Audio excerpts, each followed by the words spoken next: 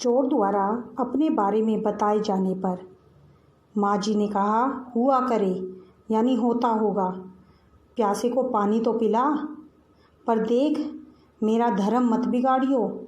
लोटे के मुंह से कपड़ा न हटाइयो, यानी लोटे के मुंह पर कपड़ा लगा रहना चाहिए और हाथ रगड़कर धो लीजियो और पानी कपड़े से छानकर भरियो। यह सुनकर चोर ने कहा, आप चोर के हाथ का पी लोगी? तो दादी ने कहा ना, रगड़ कर धो लीजो, सब नाच गाने में लगे हुए हैं। तेरे और भगवान के अलावा मेरे पास कौन है जो मुझे पानी पिलाएगा? भगवान वहीं कहीं उसके बराबर में धरे हैं, यानी वहीं पर बैठे हैं। यह सुनकर चोर कुछ ऐसा अकबकाया यानी घबरा गया कि लोटा उठाकर तुरंत पानी के लिए चला गया। पूरी एहतियात के साथ, एहतियात यानी सावधानी के साथ पानी भरकर लोटा तो उसने देखा कि पहरेदार ने उसे पकड़ लिया। कुएं पर देख लिया गया था, क्योंकि पहरेदार ने उसे कुएं पर देख लिया था। तब माँ जी ने लोटे का आधा पानी खुद पीकर बाकी चोर को पिला दिया और कहा, एक लोटे से पानी पीकर अब हम माँ बेटा हो गए हैं। अब बेटा तेरी मर्जी है, चाहे तू चोरी कर चाहे फिर खेती कर। माँ जी के इतना कहने पर अब बेचारा चोर किसी लायक नहीं रह गया था। इसलिए रोमांचक धंधा छोड़ यानी अपनी चोरी छोड़कर वह खेती करने लग गया था। सालों साल यानी कई वर्षों तक वह खेती करता रहा।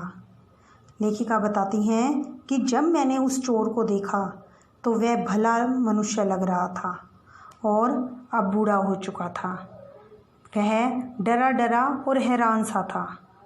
अब आप खानदानी विरासत कहिए, विरासत यानी आदत या संपत्ति की खानदानी आदत कहिए, या लोगों का गुस्सा या प्रकोप या दोष, लोगों का दोष कह सकते हैं आप, कि उन दो सन की बुढ़ियाओं के बीच मैं अच्छी फंसी। सन की बुढ़िया कौन? एक तो नानी और एक परदादी। एक तरफ परदादी के चलते हुए यानी माँ जी के चलते अपने लड़की होने पर मेरे अंदर किसी हीन भावना की ग्रंथि ने जन्म नहीं लिया, मेरे अंदर कोई छोटी भावना नहीं आई।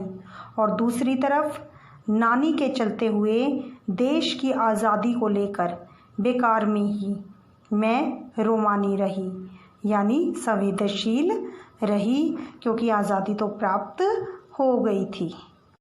लेखिका ने बताया कि 15 अगस्त 1947 के दिन जब देश को आज़ादी मिली थी, या फिर यूँ कहना चाहिए कि आज़ादी पाने का हमारे भारत में जश्न उत्सव मनाया गया, उस समय दुर्भाग्यपूर्ण मैं बीमार थी।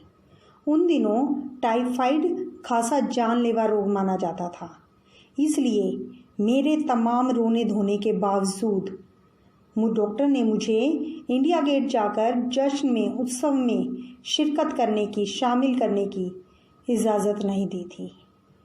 चूँकि का अर्थ होता है क्योंकि डॉक्टर अपने नाना के परम मित्र, परम का यानी गहरे मित्र थे, या हम यूँ कह सकते हैं कि वे भी नाना ही थे। इसलिए हमारे पिताजी जो बात बात पर सत्ताधारियों से लड़ते भिड़ते फिरते थे, सत्ताधारी कौन? अंग्रेज़। उस समय भारत में सत्ता जो थी वो अंग्रेज़ों के हाथों में थी। तो जो पिताजी थे वो क्रांतिकारी थे। उस समय जब नाना के मित्र ने मुझे इंडिया गेट जाने से मना कर दिया तो वे चुप्पी साध गए थे। मैं रोती कलपती रही, इतना रोई मैं कि कोई बच्चा अपनी इकलौती गुड़िया के टूट जाने पर भी नहीं रोता। उस समय लेखिका की उम्र 9 बरस की थी। इतनी छोटी नहीं थी कि गुड़िया से बहल जाती और इतनी बड़ी भी नहीं थी कि डॉक्टर जो कह रहा था उसका कारण समझ पाती। तंग आकर पिताजी ने लेखिका को ब्रदर्स कारामजोव उपन्यास पकड़ा दिया कि तुम यह पढ़ लो। किताबें पढ़ने का मुझे मिराक था। मिराक यानी मानसिक बीमारी। लेखिका बताती हैं कि किताबें पढ़ने की मुझे मानसिक बीमारी थी।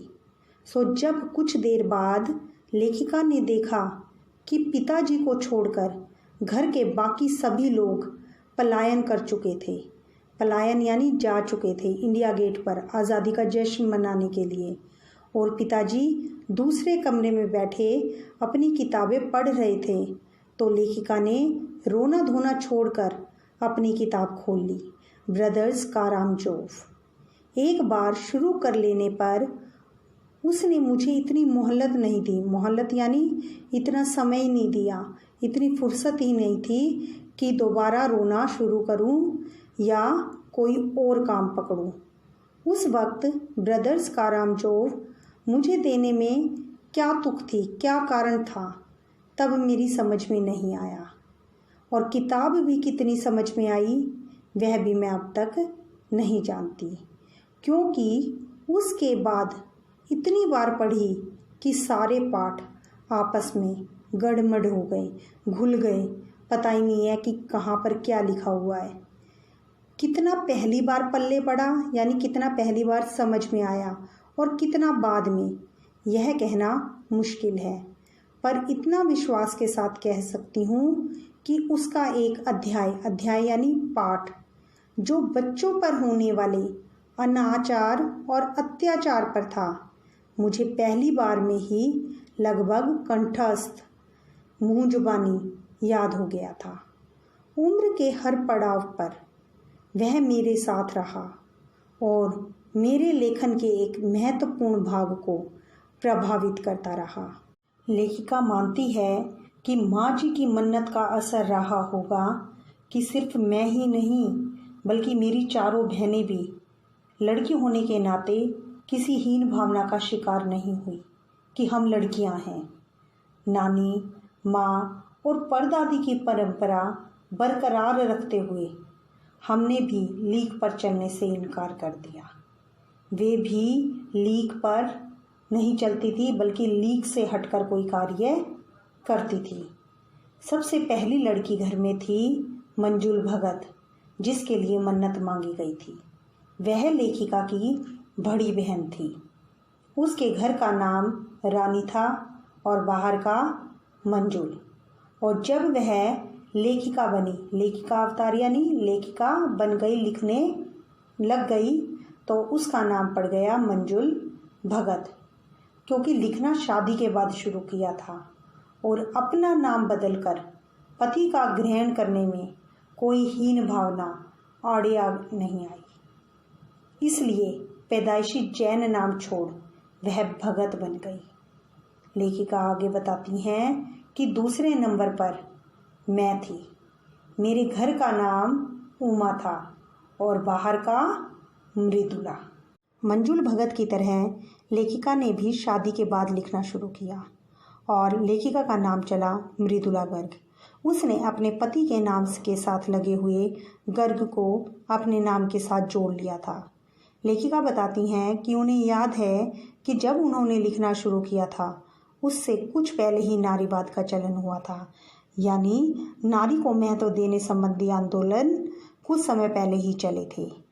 शादी के बाद नाम नहीं बदलने का जो रिवाज था वो लेखिका ने ही चलाया था। मन्नू भंडारी का हवाला देकर, मन्नू भंडारी एक प्रसिद्ध लेखिका हैं। लेखिका बताती हैं कि उनका हवाला देकर हमसे यह पूछा जाता था कि आप लोग इतनी पोंगापंथी का मीनिंग है ढोंगी, घर घुसू यानी रूढ़िवादी क्यों हो, नाम क्यों बदला। हमारे पास इसका कोई ढंग का जवाब नहीं होता था और अब भी नहीं है, पर इतना ज़रूर पता था कि नाम बदलने से आपके व्यक्तित्व को कोई नुकसान नहीं होता। मैंने नहीं देखी ये बात। पूछने को तो पिताजी से लोग यह भी पूछते थे कि 5 बेटियों से आपका मन नहीं भरा, जो हर बेटी के आपने 2-2 नाम रख दिए हैं। मुझसे छोटी बहन का घर का नाम गोरी और बाहर का चित्रा था। वह भी नहीं लिखती थी। उसका कहना था कि वह इसलिए नहीं लिखती क्योंकि घर में कोई पढ़ने वाला भी तो चाहिए। खैर, उसके बाद जब चौथी और 5वीं बेटियां हुई तो पिताजी ने जमाने की बात सुन ली और उनका एक एक नाम ही रखा, रेणु और अचला। 5 बहनों के बाद मेरा एक भाई हुआ जिसका नाम था राजीव। मज़े की बात यह है कि बीच की 2 बहनें ही लेखन से बची रही। अचला और राजीव फिर उसमें जा फंसे। अचला मुझसे 8 साल छोटी है और वक्त के बदलाव की लाज रखते हुए उसे हिंदी को छोड़कर अंग्रेज़ी में लिखना शुरू किया।